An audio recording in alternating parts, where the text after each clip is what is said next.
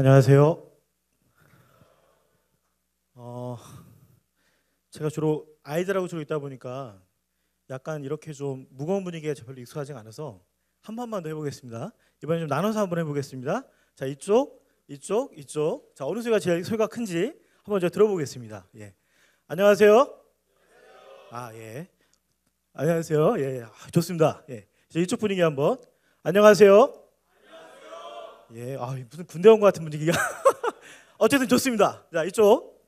자, 얼마나 적극적으로 한번 호응하는지 제가 힌트를 줬습니다. 자, 안녕하세요. 예, 알겠습니다. 이건 뭡니까? 저를 간단하게 소개하겠습니다. 저는 나온 것처럼 민김 종윤이라고 하고요. 부모님 성을 같이 씁니다. 아시겠지만 양성평등운동, 그러니까는 호주제 폐지운동을 했던 경험이 있던 사람이고요. 이 앞에 성공회 신부님들이 몇 분 계신 걸 제가 알지만 눈에 안 보이기 때문에 제가 얘기하면 성공회 안에도 아직 진정한 성평등이 이루어지지 않았다고 생각하기 때문에 아직까지도 제가 양성을 쓰고 있습니다. 물론 성공회 안에서도 여성 사제가 있고 그렇지만 좀 더 진정한 평등이 이루어져야 된다고 생각을 하기 때문에 아직은 그렇게 양성을 쓰고 있는 사람입니다. 저는 원래 장로교회 통합 측에서 자라나서 순복음에서 학부랑 대학원을 했고요. 신대원에서 6학기에 이제 그만두는 과정을 겪었습니다. 그 이야기를 하면 이야기 한 보따리이기 때문에 할 필요는 없는 것 같고요. 그 과정에서 제가 대천덕 신부님이라는 분을 만났었는데 그 짧은 만남 그리고 그 이후에 경험했던 여러 가지 그 경험들 때문에 성공회에서 운영하는 빈미사목 운영하는 나눔의 집이라는 곳으로 갔고요. 그곳에서 신무자 활동을 하다가 다시 이제 성직을 다시 시작을 해서 지금 성공회 사제가 된 지 이제 2년 차입니다. 굉장히 보시면 아시겠지만 어리죠? 아니요, 예, 감사합니다. 누구시죠? 예, 감사합니다. 예. 주제를 받았을 때 제가 많은 고민을 했습니다. 20분, 실제로 한 18분 안에 끝내라고 하는데 이 안에 리더십에 관한 이야기를 내가 어떻게 할 것인가? 더군다나 여러분들이 너무나 낯설어하는 성공회라는 곳에서도 가장 경계에 있는 길찾는 교회라는 곳을 시작한 지 이제 1년 정도 되는 그런 사람으로서 어떻게 해야 될 것인가를 고민을 많이 했습니다. 여러분들이 이 자리에 오신 이유가 익숙한 이야기를 듣고자 오신 건가? 아니면 낯설지만 도전적인 이야기를 듣고자 오신 것인가? 여러분 어느 쪽이십니까? 익숙한 이야기신가요? 아니면 낯설지만 도전적인 이야기신가요? 그렇다면 그런 이야기를 제가 해드리겠습니다. 물론 이 이야기가 도전적이 될지는 잘 모르겠습니다. 하지만 좀 낯설기는 하실 것입니다. 여러분 저를 따라서 한번 해보십시오. 내가 해봐서 아는데 내가 왕년에 이거밖에 못해? 자, 이 세 가지 이야기는 가장 부적절한 리더십을 대표하는 용어입니다. 자, 그럼 다시 한번 따라해 주세요. 압류, 그럼요, 당연하죠, 별 말씀을. 여러분 어디에서 많이 들어본 것 같지 않으세요? 아부의 왕이라는 영화에 보면 이 이야기가 납니다. 자, 리듬 있게 시작. 압류, 그럼요, 당연하죠, 별 말씀을. 다 같이 시작. 압류, 그럼요, 당연하죠, 별 말씀을. 한 번 더 해볼까요? 압류, 그럼요, 당연하죠, 별 말씀을. 여러분 아부의 왕에서 아랫사람이 살아남는 최고의 방법이 바로 이 이야기를 반복적으로 하는 거라고 합니다. 압류, 그럼요, 당연하죠, 별 말씀을. 그런데 사실 이 이야기 속에서 이 이야기를 거꾸로 뒤집어 보면 되게 중요한 게 하나 숨어 있다고 저는 생각을 합니다. 그럼 바로 뭐냐면 제가 얘기 띄운 것처럼 리더란 어떻게 공명할 것인가, 어떻게 함께 사람들하고 울릴 것인가 라는 이야기가 중요한 포인트라는 거죠. 저는 한동안 굉장히 선배들한테 그리고 이 시대를 살아갔던 모든 선배들한테 굉장히 비판적이었어요. 지금도 물론 비판적인 면이 있습니다. 왜냐? 왜 그렇게 그 사람들은 내가 해봐서 아는데 내가 왕년에 이거밖에 못해 라는 얘기를 반복적으로 하는가? 왜 아랍 사람들에게 끊임없이 압류, 그럼요, 당연하죠, 별 말씀을 이라는 말을 듣고 싶어 하는가? 거기에 힌트는 바로 저는 그 사람들도 자신의 이야기를 누군가 들어주기를 바란다는 그 핵심이 그 안에 숨어져 있다고 생각을 합니다. 처음에 가장 중요한 것은, 제가 생각할 때 리더라는 것은 첫 번째로 질문하는 자라고 생각을 합니다. 그런데 그 질문하는 자는 자신의 한계를 정확하게 알고 질문하는 자라고 생각을 합니다. 저는 두 번째는 리더는 꿈을 꾸는 자라고 생각을 합니다. 그런데 그 리더는 더불어서 불가능한 꿈을 꾸는 사람이라고 생각을 합니다. 마지막으로 리더는 인식하면서 행동하는 자인데, 자신의 위치와 책임과 권한 그리고 위임해야 될 부분들을 인식하면서 행하는 자라고 저는 생각합니다. 자, 저는 여러분한테 답을 다 이야기했습니다. 그러나 더 중요한 것이 저는 하나 숨겨져 있습니다. 바로 리더는 이 모든 것이 불완전한 사람의 영성의 바탕함을 고백하는 자여야 된다고 저는 생각합니다.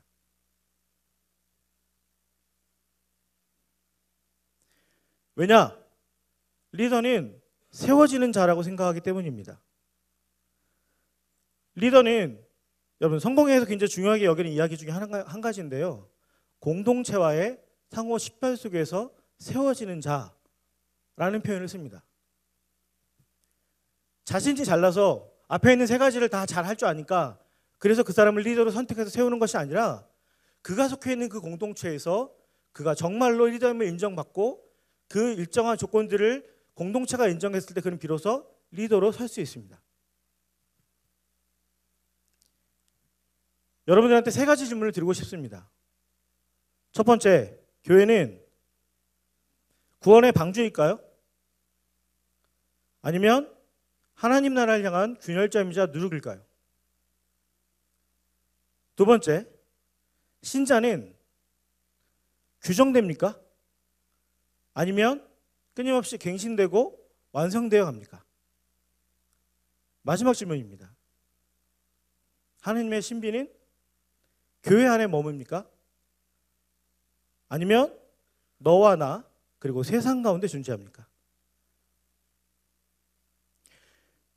여러분들한테 너무나 익숙하지 않은 길 찾는 교회, 그 중에서도 성공회 안에 있는 길 찾는 교회라는 곳에서 1년 정도의 사역을 겨우 감당한 사람이 앞에 나와서 여러분들한테 마치 설교하듯이 리더란 이렇습니다, 저렇습니다, 그리고 여러분들한테 굉장히 건방지게 세 가지 질문을 던졌습니다. 제가 여러분들한테 이렇게 이야기할 수 있는 이유는 바로 이것 때문입니다. 저희 길 찾는 교회가 만나고자 하는 사람들은 바로 이런 사람들입니다. 영성은 좋지만 교회는 싫다라고 이야기하는 사람들. 교회는 그들을 이렇게 부릅니다. 가난한 성도. 안 나간 성도를 다른 말로 표현하는 것이기도 하죠. 그러나 저희는 그들을 그렇게 부르지 않습니다. 우리는 그들을 길 위의 순례자라고 부릅니다. 그들은 새롭게 하느님을 만나러 길을 떠난 경계인이기 때문입니다. 가난한 성도는 현상에 대해서 어떻게 대처할 것인가에 대해서 수많은 이야기들이 오고 갑니다. 그런데 저희가 생각했을 때 굉장히 중요한 부분을 놓치고 있다고 생각합니다. 우리가 가난한 성도라는 현상에 대해서 많은 사람들이 이야기를 이렇게 얘기합니다. 초대교회로 돌아가자. 아니다, 종교개혁기로 돌아가자. 아니다, 한국교회 부흥기로 돌아가자. 다시 돌아가자. 다시 돌아갈 곳, 여러분에게 정말 다시 돌아갈 곳이 있나요? 우리들은 그런 착각을 하는 것 같습니다. 우리가 성서와 교회 전통과 역사, 교회 바깥의 기록들을 막 살펴보면 우리가 언젠가 다시 돌아갈 그곳이 있지 않을까? 그런데 실제로 성서와 교회 전통과 역사와 교회 바깥의 기록을 살펴보십시오. 교회는 늘 분란과 갈등이 많았던 곳입니다. 이상적인 하나의 기독교, 우리가 꿈꾸는 그 기독교는 실제로 존재한 적이 없습니다. 오래전부터 오늘날까지 계속해서 변화되어 왔을 뿐입니다. 그것을 어떤 이들은 교회의 DNA라고 표현하죠. 다시 돌아가는 것이 아니라 잊혀졌던 길을 찾는 것이 오늘날 이 시대의 가나안 성도라고 표현되는 저희가 길 찾는 길 위의 순례자라고 이름 붙인 사람들과 다시 만나는 길이라고 저희는 믿습니다. 그 길을 찾다가 저희가 만난 것은 바로 이분입니다. 바로 그 언저리에 계신 예수님이셨습니다. 여러분들 어떻게 생각할지 모르겠지만 세상 만물이 창조했을 때 온 땅 가득히 하나님의 영이 충만했습니다. 그리고 사람을 창조하실 때 하나님은 우리 가운데 하나님의 숨결을 풀어넣으셨습니다. 그것을 갖다가 켈트 기독교에선 이렇게 표현합니다. 바로 만물 안에 깃드신 하나님이라고 표현합니다. 이 이야기는 빛, 생명, 상징, 그리고 창조 세계, 바로 이런 것들 속에서 이미 하나님의 숨결이 숨쉬고 있다는 것을 이야기하는 것입니다. 그 숨겨져 있던 이야기, 그 전통과 이야기들을 다시 발견해서 다시 우리가 사람들하고 이야기 나누기 시작하면 우리는 길 위의 순례들과 다르게 만나지 않을까라는 고민을 하기 시작했습니다. 여러분, 변두리라는 단어를 어떻게 생각하시나요? 변두리. 변두리는 우리는 이렇게 생각합니다. 하나님을 향한 가난한 마음이 있는 곳. 하나님을 향한 가난한 마음이 있는 바로 그곳이기 때문에 그 변두리에 있는 그 사람들과 함께 할 때 우리들 가운데 가장 언저리에 있는 바로 그 마음과 함께 할 때 우리는 언저리의 예수를 만나게 되고 언저리의 예수를 통해서 새롭게 길 위의 순례자들과 동행할 수 있는 계기를 얻게 될 거라고 저는 믿습니다. 잠깐 저희 교회 얘기를 하자면 길찾는 교회라는 곳이 성공회 내에서 새로운 선교 형태의 교회로 시작한 지가 1년 정도 됐습니다. 그 이전에 한 2년 정도를 독서 모임, 들꽃 예수의 독서 모임이라는 이름으로 트위터상에서 페이스북에서 만난 사람들이 한 10대 명 정도가 모여서 같이 책을 읽기 시작했습니다. 그런데 그 책을 읽을 때 저희가 정한 기준은 딱 한 가지입니다. 교회 내에서 잘 이야기되지 않는 그런 이야기들을 우리가 한번 찾아가 보자. 그렇게 2년간의 만남들이 우리 속에 있는 하나님을 향한 가난한 마음을 확인하게 되고 교회라는 형태로 모이기 시작한 것이 바로 올해입니다.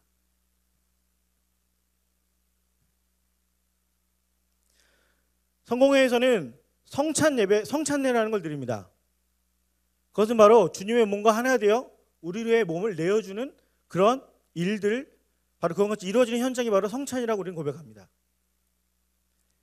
그런데 그 성찬이 단순하게 그 자리에서 빵을 떼고 내가 먹고 내가 잔을 마시는 것으로 끝나는 것이 아니라 바로 일상 속에서 영성으로 사회에서 참여하는 것으로 일상 속의 전례로 함께하는 것, 그렇게 사회적 영성의 전례로 살아가는 사람들이 회복돼야지 바로 우리는 참된 성찬례가 이루어진다고 생각합니다. 여러분이 잘 아시는 사람일 수 있습니다.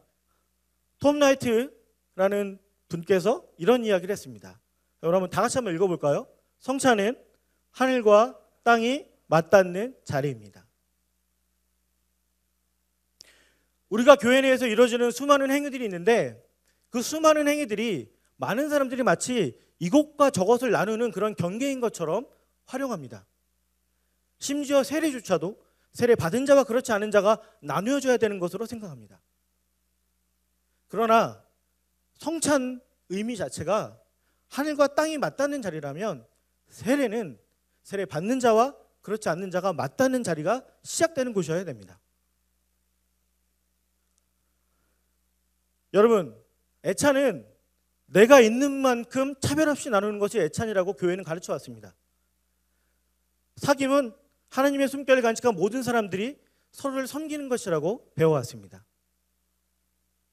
그런데 여러분 진정 그런 예배를 경험해 보신 적이 있으신가요?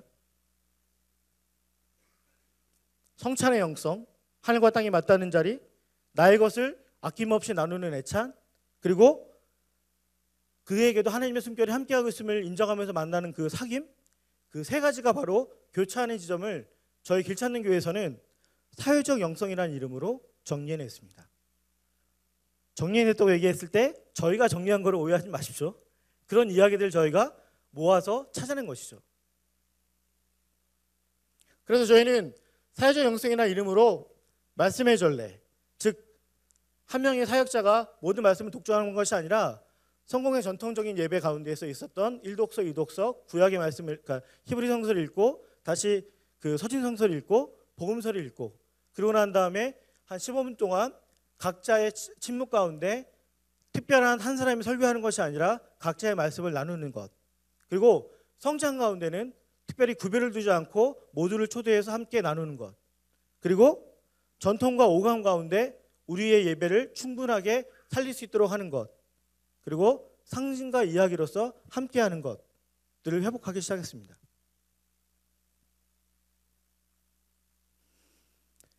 우리는 여러분 항상 갈림길에 섭니다. 이런 갈림길인 거죠. 오가는 이들에게는 소풍 같은 교회가 되기를 원합니다. 그러나 함께 머무는 이들에게는 하나님의 꿈을 함께 꾸는 교회이기를 원합니다. 사실 오가는 이들이 교회에 소풍처럼 온다면 그것만큼 즐거운 일은 없을 것입니다. 앞에 있던 목사님이 이야기하신 것처럼 교회 자체가 즐거움이 된다면 그것만큼 즐거운 것이 어디 있겠습니까? 그런데 우리는 그것 말고 하나를 더 꿈꿔야만 되는 사람들입니다. 무엇일까요? 하나님의 꿈을 함께 꾸는 것입니다. 저희의 최고의 갈림길은 이 둘 중에서 어느 것을 선택할 것인가 라는 것에 있다고 저는 봅니다. 그런데 여기에 우리의 고민이 하나 더 있다고 생각합니다. 오가는 이들에게 소풍 같은 교회가 된다 그래서 머무는 이들에게 하나님의 꿈을 함께 꿀 수 없다라고 단정하는 데서 우리의 함정이 있다고 생각합니다. 길 찾는 교회는 이번 주에 18명 정도의 신자들이 모여서 예배를 드렸습니다. 저는 오후 4시에 서울에 있는 성공의 서울 주교자교회에 있는 지하에서 예배를 드리는데 그 성당을 빌려서 저희가 쓰는 겁니다. 그런데 18명 정도가 함께 예배 드리는데 반 정도는 오전에 다른 교회에서 예배를 드리거나 또는 자기가 공동체에 있던 사람들이 옵니다. 왜 올까요? 그 중에 제가 왼쪽 가슴에 달고 있는 성소수자들을 지지하는 이 연대하고 지지하는 이 표시를 가진 것처럼 저희 공동체 가운데 성소수자분들도 함께 와서 예배를 드립니다. 왜일까요? 제가 여러분들한테 앞에 3가지 이야기 드렸던 질문했던 그 3가지 이야기를 기억해 주시기 바랍니다. 제가 나눈 길 찾는 교회가 꿈꾸고 쫓아가는 그 길, 지향하는 그 길을 그 3가지 질문에 한번 대입해서 고민해 보시길 바랍니다. 길 찾는 교회가 찾는 길이 어디인지 제가 여러분들한테 명확하게 얘기해 드릴 수는 없습니다. 하지만 하나 분명하게 얘기할 수 있는 건 저희 길 찾는 교회는 환대, 경청, 친밀함을 찾아서 경계를 넘어서는 이들을 위한 아지트로서 존재하고 있다는 겁니다. 여러분들 힘드시죠? 20분 강의를 마치면서 여러분들에게 하나만 나누고자 합니다. 저를 따라해 주시기 바랍니다. 환대. 자, 여러분 몸짓 하느라고 어디 가셨습니까? 다시 한번. 환대, 경청, 친밀함. 한 번 더 해볼게요. 환대, 경청, 친밀함. 환대라는 것은 나를 개방하는 것에 시작됩니다. 경청이라는 것은 그 사람과 나의 몸이 닿는 데서부터 시작합니다. 친밀함이라는 것은 그를 토닥토닥 쓰담쓰담 격려하는 데부터 시작합니다. 제가 여러분 앞에 리더십 얘기하고 많은 것들 이야기했지만 환대, 경청, 친밀함을 찾아서 헤매는 이 시대의 기류의 순례자들과 함께 만나는 그 자리, 그것을 위해서 잠시 아지트로 존재하는 교회가 되고자 했을 때 그 교회에 수많은 이들이 왔습니다. 제가 얘기하는 수많이라는 건 100명, 200명, 300명이 아닙니다. 교회를 떠났던 이들이 다시 돌아오기 시작한다는 겁니다. 그런데 저희가 그들을 향해서 교회로 돌아오라고 얘기한 것이 아니라 당신들과 우리가 함께 떠나겠다고 했을 때 그들은 우리 곁으로 함께하기 시작했다는 것을 이야기하고 싶습니다. 여러분 너무나 어려운 부탁이지만 한 번만 부탁드리겠습니다. 잠깐 자리에서 일어나 주시겠습니까? 자, 연습한 거 마지막으로 한번 연습해 보겠습니다. 환대, 경청. 경청이라는 건 상대방 몸에 손이 닿아야 됩니다. 친밀함. 지금부터 여러분 앞뒤에 있는 사람 세 사람에게 환대, 경청, 친밀함 인사를 나눠주시기 바랍니다. 자, 시작.